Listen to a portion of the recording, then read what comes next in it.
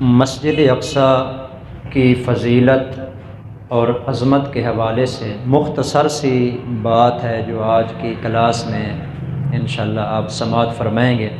یہ بات اس لیے مجھے بتانی پڑ رہی ہے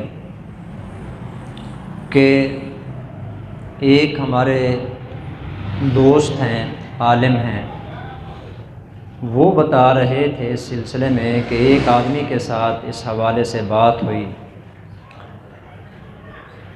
تو اس نے کہا کہ مسجد اقصیٰ کا تحفظ ہم مسلمانوں کے ذمے نہیں ہے۔ مسجد حرام بیت اللہ شریف تو چلو ہم مسلمانوں کا ہے، لیکن مسجد اقصیٰ کے لیے اتنا زیادہ دوڑ بھاگ کرنا، محنت کرنا، جد و جہد کرنا، اس کے حق میں آواز اٹھانا، اس کی کیا وجہ ہے؟ کیوں ہم مسلمان اس کا تحفظ کریں؟ اس طرح کے جو نادان مسلمان ہیں، یہ چونکہ قرآن سے بھی ناواقف ہوتے ہیں، نبی کریم صلی اللہ علیہ وسلم کی احادیث سے تو بالکل ہی ناواقف ہوتے ہیں، اور اسلامی تاریخ کے ساتھ تو ان کو سرے سے تعلق ہی نہیں ہوتا، اس وجہ سے اس طرح کی گفتگو کرتے ہیں کہ مسجد اقصیٰ کا تحفظ ہمارے ذمے کیوں ہے؟ مسجد اقصیٰ جو اتنی بڑی عظمت اور فضیلت والی ہے، قرآن مجید میں جہاں کہیں بھی مسجد اقصیٰ کا ذکر کیا گیا ہے وہاں پر دو چیزوں میں سے ایک چیز کا تذکرہ ضرور ہوا ہے جی، یا تو مسجد اقصیٰ کے ساتھ برکت کا ذکر کیا گیا ہے لفظ، یا مسجد اقصیٰ کے لیے تقدس کا لفظ بولا گیا ہے۔ سب سے پہلے یہ آیت کریمہ مشہور زمانہ آیت کریمہ سورۃ بنی اسرائیل کی پہلی آیت، سبحان الذی اسریٰ بعبدہ لیلا من المسجد الحرام الی المسجد الاقصیٰ، باقاعدہ نام لیا گیا ہے مسجد اقصیٰ کا، اللہ تعالیٰ نے باقاعدہ اس کا قرآن مجید کے اندر تذکرہ کیا ہے۔ پاک ہے وہ ذات جس نے سیر کروائی اپنے بندے کو ایک رات مسجد حرام سے مسجد اقصیٰ تک۔ اس آیت کریمہ کے اندر واقعہ معراج کو بیان کیا گیا ہے۔ نبی کریم صلی اللہ علیہ وسلم حطیم کے اندر سو رہے تھے کہ حضرت جبرائیل علیہ السلام آ کے نبی کریم صلی اللہ علیہ وسلم کے سامنے سواری پیش کی، اور آپ علیہ السلام اس سواری پر بیٹھے، اور حضرت جبرائیل علیہ السلام مسجد حرام سے حضور کو مسجد اقصیٰ میں لے گئے۔ وہاں پہنچے تو تمام انبیاء پہلے سے وہاں پر موجود ہیں، تمام انبیاء جتنے بھی سچے پیغمبر ہیں مسجد اقصیٰ کے اندر موجود ہیں۔ وہاں ایک دوسرے کے ساتھ تعارف ہوا، ملاقات ہوئی، نماز پڑھانی پڑ گئی، تو اب صفیں بنا کے تمام انبیاء کھڑے ہیں، امامت کا مصلی خالی پڑا ہے۔ ہر ایک پیغمبر کی خواہش اور تمنا یہ ہے کہ آج سارے چونکہ انبیاء جمع ہیں تو کیوں نہ آج امامت کا فرض مجھے دیا جائے، امامت کی یہ فضیلت مجھے حاصل ہونی چاہیے۔ جبرائیل علیہ السلام نے حضور علیہ السلام کا ہاتھ پکڑ کے مصلی امامت پہ کھڑا کر دیا اور کہا کہ جہاں محمد موجود ہوں کوئی پیغمبر بھی مصلی پہ نہیں کھڑا ہو سکتا۔ آپ علیہ السلام نے نماز پڑھی، تمام انبیاء پیچھے موجود تھے جی۔ اس موقع پر نبی کریم صلی اللہ علیہ وسلم کو امام الانبیاء ہونے والا رتبہ اللہ نے عطا فرمایا جی، کہ تمام انبیاء کے بھی ہمارے نبی امام بن گئے جی۔ ہمارے نبی کریم صلی اللہ علیہ وسلم وہاں جا کے تمام انبیاء کی امامت کرتے ہیں، اور آج کا کم علم مسلمان کہتا ہے کہ مسجد اقصیٰ کا ہمارے لیے تحفظ کرنا کیوں ضروری ہے؟ مسجد اقصیٰ کی ہم کیوں آواز اٹھائیں جی؟ اور مسجد اقصیٰ جس کے بارے میں اللہ تعالیٰ فرماتے ہیں الذی بارکنا حولہ، بڑی عجیب بات ہے جی۔ ویسے یہاں اس آیت کریمہ میں عجیب بات ہے، دیکھیں دو مسجدیں ہیں جس کا اللہ تعالیٰ نے اس آیت میں ذکر کیا، ایک مسجد حرام بیت اللہ شریف جی، دوسری مسجد اقصیٰ جی۔ یہ تو آپ بھی جانتے ہیں جی، مسجد حرام یعنی بیت اللہ شریف کا مرتبہ بیت المقدس سے زیادہ ہے، پکی بات ہے، لیکن اس آیت کریمہ میں اللہ تعالیٰ نے مسجد حرام کی فضیلت میں کوئی بات نہیں کی، بس اتنا کہا مسجد حرام سے ہم اپنے بندے کو لے گئے جی، اس سے زیادہ اور کوئی بات نہیں کی۔ لیکن جب مسجد اقصیٰ کی باری آتی ہے اللہ تعالیٰ اس کی تعریف کرتے ہوئے فرماتے ہیں الذی بارکنا حولہ، مسجد اقصیٰ وہ مسجد ہے جس کے ارد گرد ہم نے برکتیں ہی برکتیں رکھی ہیں۔ مسجد اقصیٰ کی فضیلت ہے جی، اس کے ارد گرد برکتیں ہیں، ظاہری برکتیں بھی ہیں، باطنی برکتیں بھی ہیں۔ ظاہری برکتیں یہ ہیں کہ اس کے ارد گرد کا علاقہ سرسبز و شاداب ہے، خزانے سے بھرا ہوا ہے، مالا مال ہے۔ اور روحانی برکتیں، اللہ اکبر، روحانی برکتوں کے تو کیا ہی کہنے ہیں۔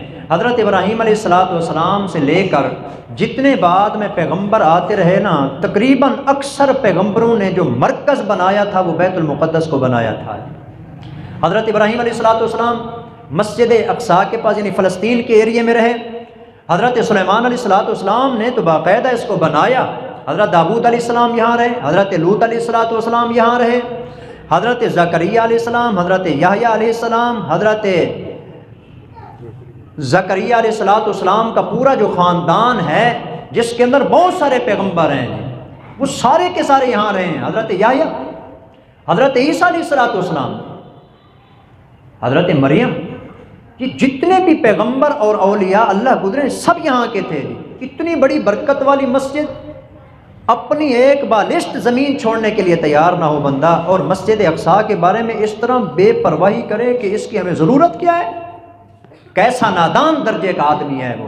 اس لیے میں آپ کو دعوت دیتا ہوں آج کے سبق کے اندر ایک تو یہ بات میں نے ذکر کرنی تھی، یا قوم ادخلوا الارض المقدسۃ التی کتب اللہ لکم، یہ مقدسۃ التی وہ زمین، یا قوم ادخلوا الارض المقدسہ، اس زمین میں داخل ہو جاؤ، مقدس جو سرزمین ہے وہ بھی یہی مسجد اقصیٰ کی زمین مراد ہے، فلسطین کی زمین مراد ہے۔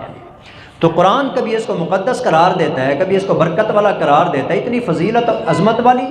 ابن ماجہ کے اندر روایت آتی ہے، نبی کریم صلی اللہ علیہ وسلم کی ایک باندی ہیں جن کا آزاد کردہ باندی ہیں جن کا نام ہے حضرت میمونہ رضی اللہ تعالی عنہا ہے۔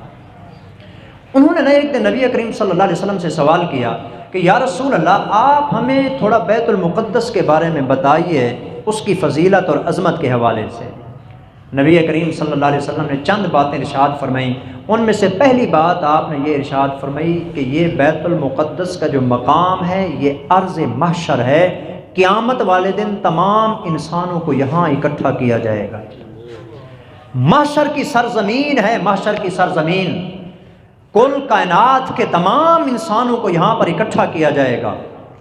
اور آخری جنگ جو ایک عالمی جنگ ہونی ہے جہاں دجال کو قتل کیا جانا ہے جی، حضرت عیسیٰ علیہ السلام دجال کو بھی اسی سرزمین پہ قتل کریں گے جی۔ ایک جگہ ہے حدیث پاک میں، اس کا نام آتا ہے باب لد، باب لد۔ آپ علیہ السلام نے فرمایا کہ باب لد کے اوپر یعنی لد کے دروازے کے اوپر حضرت عیسیٰ علیہ السلام دجال کو قتل کریں گے۔ وہ بھاگ رہا ہوگا، حضرت عیسیٰ علیہ السلام کو دیکھ کے بھاگے گا، عیسیٰ علیہ السلام وہاں جا کے اس کو پکڑیں گے اور جا کے اس کو اپنی تلوار سے قتل کر دیں گے۔ اور آپ کی معلومات کے لیے یاد ہے، اسرائیل کے اندر یہ باب لد جو ہے نا، وہاں انٹرنیشنل سطح کا ایئرپورٹ موجود ہے، جس کے بارے میں آپ علیہ السلام نے ارشاد فرمایا تھا کہ یہاں سے دجال بھاگ رہا ہوگا، ہو سکتا ہے کہ اپنے کسی جہاز کے اوپر بیٹھ کر یہ بھاگنا چاہتا ہو، عیسیٰ علیہ السلام سے بچنا چاہتا ہو، دوڑنا چاہتا ہو وہاں سے، لیکن عیسیٰ علیہ السلام وہاں جا کے اس کو پکڑیں گے اور وہاں سب کے سامنے اس کو مار ڈالیں گے۔ آخری جو جنگ ہونی ہے اسلام اور کفر کی، حق و باطل کا آخری مارکہ مسجد اقصیٰ کے پاس ہونے والا ہے، فلسطین کے اندر۔